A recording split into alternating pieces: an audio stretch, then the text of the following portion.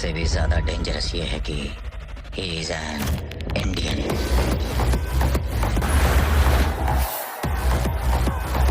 खत्म कर दे। Don't waste your time, arrest him.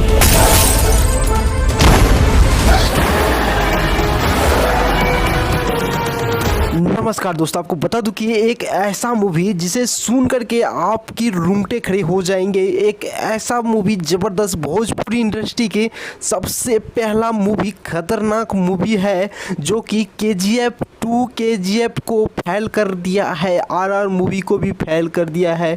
इतनी गजब का मूवी बनाने जा रहा है खेसारी लाल यादव ने।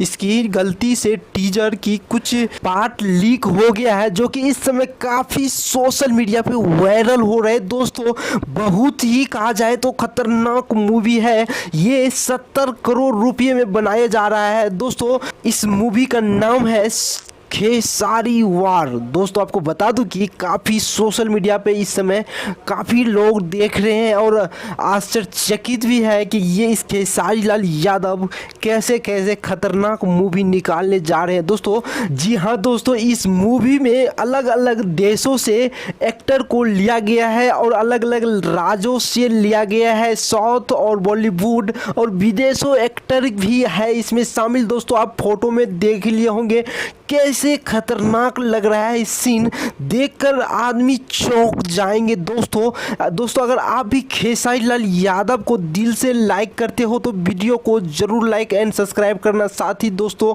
वीडियो को ज़्यादा से ज़्यादा लोग के पास शेयर